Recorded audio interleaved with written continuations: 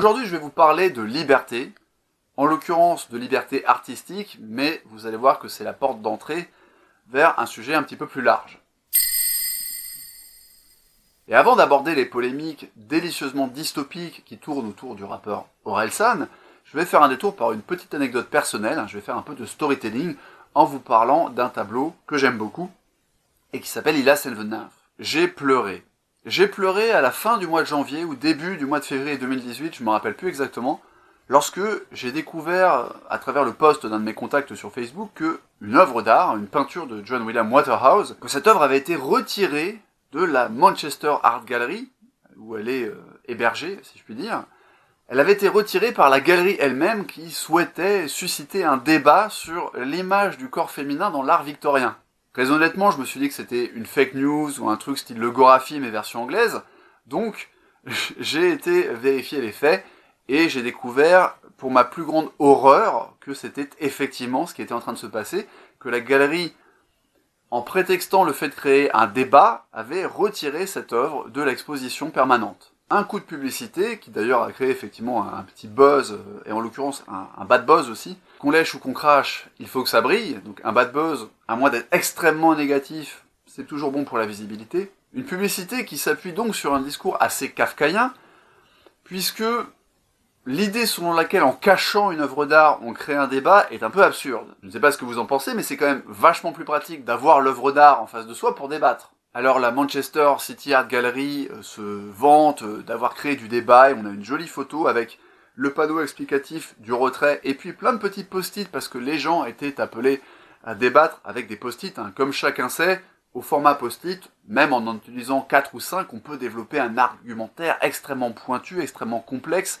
et ne pas du tout sombrer dans le biais de simplification. Or, ce débat n'était possible que si les gens qui venaient voir l'œuvre et ne la trouvaient pas savaient au préalable à quoi elle ressemblait. Si je vous mets un panneau blanc en disant « Voilà, alors ici, avant, il y avait un tableau, et c'était un tableau qui représentait des nymphes dans un marécage, et puis elles étaient en train de charmer un mec qui s'appelle Ilas, et voilà, mais hélas, vous ne le verrez pas, mais débattez donc de la place de la femme et de la représentation de son corps dans l'art victorien. Si tu ne vois pas d'art victorien devant toi, comment tu peux te représenter ce qu'est cette représentation du corps de la femme, et comment tu peux débattre? Et malgré le fait que ce soit principalement de la publicité, l'argument kafkaïen utilisé, en fait, m'a fait verser une larme. Alors, je suis pas en train de dire ça pour que vous me plaigniez, je suis en train de vous dire que j'étais comme ça devant mon ordinateur, et je me suis dit, en fait, on vit dans la dimension du gorafi.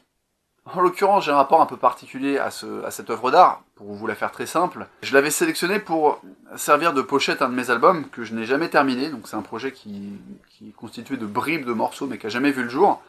Et comme je suis un très mauvais graphiste, mais en même temps un obsédé du contrôle en ce qui concerne ma musique, je fais tout moi-même, y compris les pochettes d'albums, en détournant des œuvres libres de droit. Il s'avère que la peinture de Waterhouse est libre de droit. Il y avait deux peintures que j'avais sélectionnées pour mon album, et celui-ci en faisait partie. Donc ça m'a d'autant plus touché, et le lien très personnel que j'avais avec ce tableau a évidemment expliqué que ça me touchait plus que si c'était, je ne sais pas, un tableau de Picasso que j'ai jamais vu, etc. Mais tout est bien qui finit bien, le tableau de Waterhouse est retourné à sa place, il trône, il siège, et je me ferai un plaisir d'aller le regarder quand je visiterai Manchester.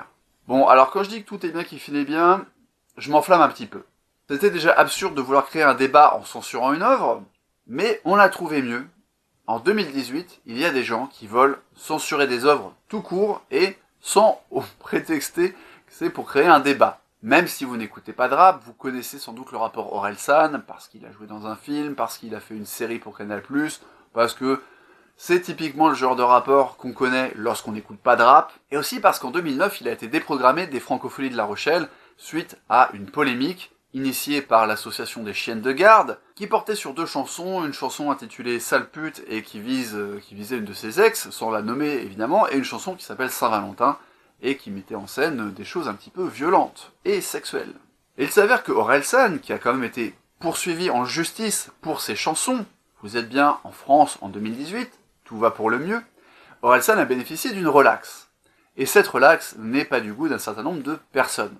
Alors je voudrais que cette vidéo reste un minimum concise, donc je vous épargnerai le détail d'un article qui est paru sur Slate, d'une personne qui essaye de démonter la défense d'Orelsan et de démonter le verdict de la cour d'appel, en expliquant que le rap n'est pas nécessairement un mode d'expression brutal, alors que c'est un des éléments qui ont été invoqués par la défense, que la notion d'ironie ou du fait que Orelsan n'est pas lui quand il écrit une chanson et qu'il joue un personnage, tout ça, ça ne tient pas debout, etc. Bon, on a bien compris que cette personne avait une opinion assez tranchée, mais en même temps, quand on découvre que la journaliste derrière cette prise de position a aussi écrit un papier, toujours pour Slate, où elle explique que les dénonciations calomnieuses, c'est pas grave, on comprend un petit peu le parti pris idéologique et politique qu'il y a derrière. Donc je ne vais pas m'intéresser à cet article, je vous le laisse quand même en lien si vous voulez creuser, essayer de vous faire une idée de sa pertinence ou de ce manque de pertinence. Pourquoi je ne vais pas le creuser? Parce que pour moi, c'est comme les gens qui invoquent un éventuel droit à l'erreur pour défendre Orelsan, c'est pas le débat. Le débat, c'est l'art est-il sacré, oui ou non? Pour le coup, c'est un argument qui tient sur un post-it, oui. En ce qui me concerne, et j'ai bien conscience que c'est pas le point de vue de toute la population dans le monde, les talibans d'un côté et les social justice warriors occidentaux de l'autre sont tout à fait d'accord pour effacer des œuvres d'art des tablettes. Mais la bêtise des uns ne me fera pas changer d'avis, l'art doit être sacré.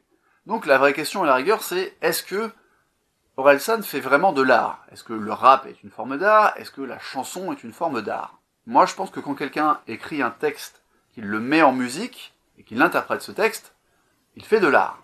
Et je le répète, je suis pas un grand amateur d'Orelsan, en fait j'aime beaucoup Saint-Valentin et Sale pute, parce que j'aime bien les textes violents et choquants, mais j'aime encore plus une chanson comme Suicide Social, et j'ai découvert le trait poétique et le trait progressiste, Tout va bien, qui est ironique et qui parle notamment des violences conjugales. Alors je ne sais pas comment les chiennes de garde vont faire pour éteindre leur dissonance cognitive à l'encontre d'Orelsan. Peut-être qu'elles affirmeront que tout ça n'est qu'une manipulation extrêmement cynique de la part d'Orelsan qui cherche à brouiller les pistes. Ou alors il faudrait que ces militantes féministes aillent voir l'épisode de Check TV consacré à l'effet de halo. Mais je vous l'ai dit, la petite tentative de communication de la Manchester Art Gallery n'était qu'un échauffement, parce que, en plus d'être relaxé, Orelsan a reçu 3 victoires de la musique cette année, et ce n'est pas du goût d'une certaine Céline Steinlander, qui a donc lancé une pétition sur change.org. Et cette personne demande tout simplement l'annulation des prix reçus par Orelsan. Outre le fait que d'autres artistes auraient mérité une récompense, alors qu'il en reçoit 3, ce qui est beaucoup plus grave et n'est pas acceptable, ce sont certains propos lus et entendus dans ces chansons, avec évidemment, vous le voyez, des guillemets autour de chansons, ce qui permet de rabaisser le travail d'Orelsan. Cette personne nous explique qu'il ne faut pas oublier les choses qui remontent à 10 ans, et elle cite donc un extrait de Saint-Valentin que je ne vais pas lire, hein, vous pouvez trouver les paroles à peu près n'importe où sur internet, et enchaîne ensuite en disant « Mais quel exemple est-ce pour les jeunes ?» avec 2 points d'interrogation, parce qu'un seul c'était pas assez fort. Nous appelons tous les mouvements défendant les droits des femmes et toutes les associations des droits de l'homme à s'insurger contre le résultat de cette soirée, et demandons l'annulation pure et simple des prix reçus par cet individu, qui devrait être tout simplement censuré. Comment, dans une période comme celle que nous vivons, est-il seulement possible d'accepter ça? Madame le ministre de la Culture, vous ne pouvez pas ne pas réagir. Merci à tous de signer et partager cette pétition. Non à la déchéance, non au mépris. Quel triste monde. Comment croire encore que les mentalités peuvent évoluer? Alors vous remarquerez au passage l'emploi du mot individu, qui est ce qu'on appelle une distanciation. L'exemple le plus célèbre de distanciation étant l'exemple de Bill Clinton qui dit à propos de Monica Lewinsky « I did not have sexual relationship with this woman ». Il dit pas « with Monica » ou « with Miss Lewinsky », il dit « with this woman ». Et on retrouve le même phénomène ici avec cet individu. Ce n'est plus Orelsan, ce n'est plus un rappeur, c'est un individu. Là encore, c'est quelque chose qu'on peut tous être amenés à faire, consciemment ou inconsciemment, volontairement ou non. J'en profite juste pour attirer votre attention sur ce petit élément de communication qui est assez intéressant à analyser. Mais évidemment, c'est pas l'utilisation du mot individu qui retient mon attention. Ce qui retient mon attention, c'est que cette personne propose clairement de censurer les chansons d'Orelsan. Vous avez bien entendu, on est en 2018 et on a quelqu'un qui prétend œuvrer pour les droits de l'homme et les droits de la femme. On va appeler ça les droits humains, ça va plus vite. Et au nom des droits humains, cette personne, cet individu, propose de censurer purement et simplement des morceaux de musique. Alors j'ai déjà abordé la question dans mon check TB sur l'effet de halo, je le répète, est-ce que un événement, 2 chansons en l'occurrence qui ont été écrites il y a plus de 10 ans, doivent faire annuler des victoires de la musique reçues par quelqu'un en 2018 ? Tu vois, je sais pas, je dis pas qu'il y a prescription, je dis pas si c'était un délit, par exemple, s'il avait frappé sa femme en 2009, Je dis pas qu'il ne faut pas le poursuivre, c'est pas ce que je dis.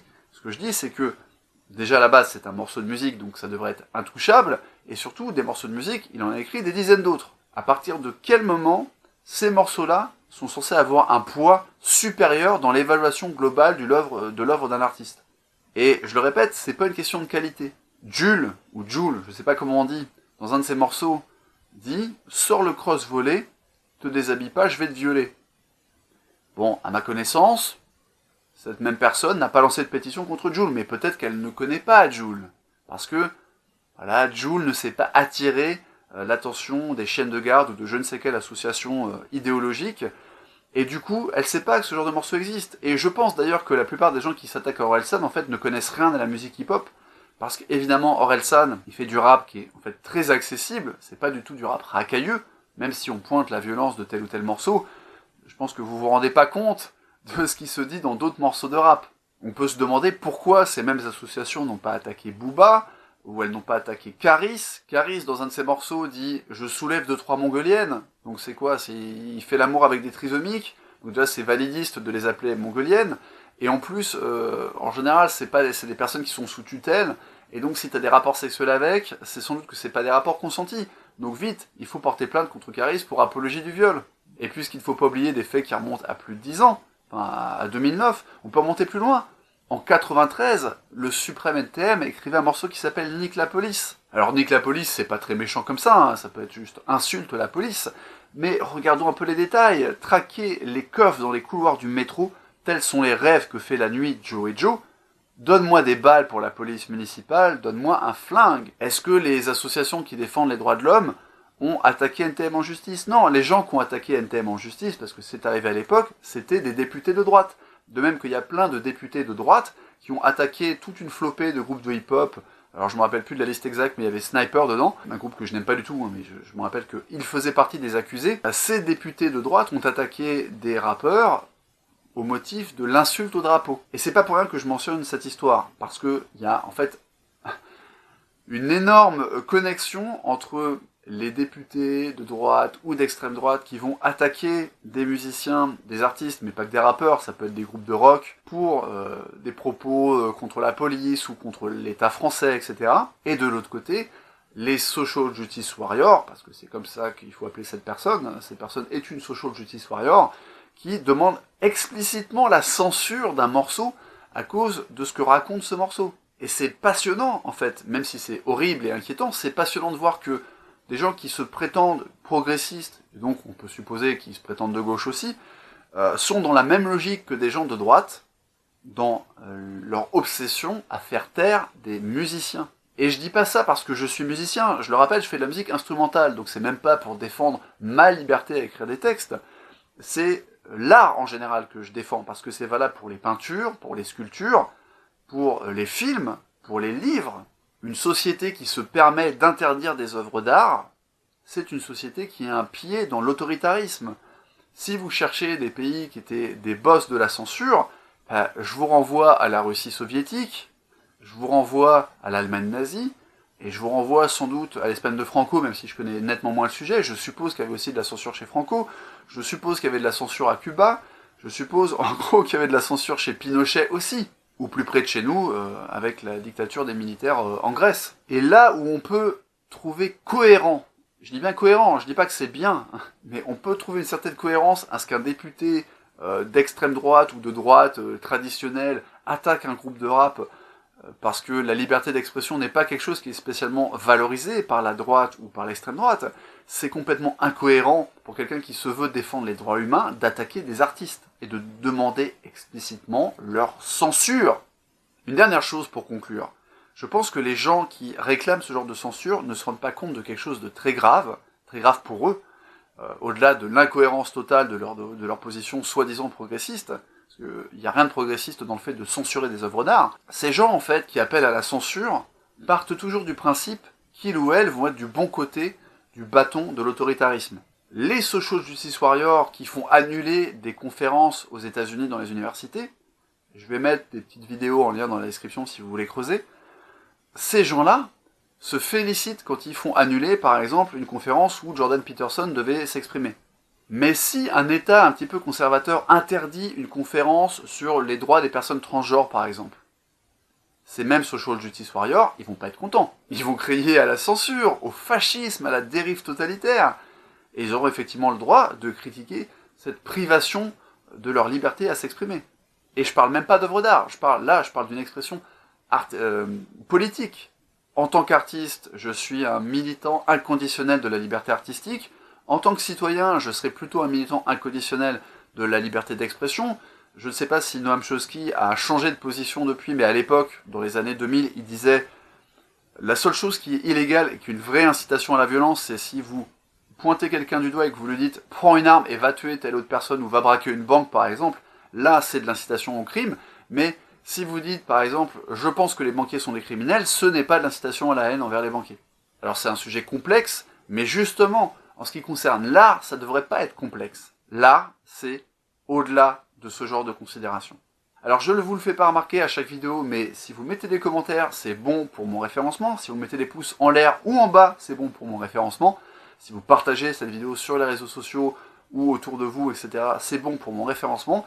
Et quand je vois que des vidéos de prank font 500 000 vues, j'aimerais bien que mes vidéos qui proposent un contenu un petit peu plus raffiné soient plus connues et visibles sur YouTube. Donc si ça vous fait plaisir, et uniquement si ça vous fait plaisir, un pouce en l'air, un pouce en bas, un commentaire, du partage, du relike, et je vous en prie, débattez aussi dans les commentaires. On a la chance d'être sur une chaîne qui n'a pas beaucoup d'abonnés, ce qui veut dire que non seulement je peux lire à peu près tous les commentaires, je ne peux pas répondre à tous les commentaires, surtout que je réponds que à ceux qui me paraissent intéressants, mais vous pouvez débattre, etc. Je vais voir ce que vous écrivez, et on n'est pas dans le cas d'un youtubeur que j'ai vu récemment, alors qu'il approche des 700 000 abonnés, dire aux gens « Expliquez-moi vos histoires dans les commentaires, on va en discuter ». Comment tu peux discuter quand tu as 2500 commentaires sous chaque vidéo?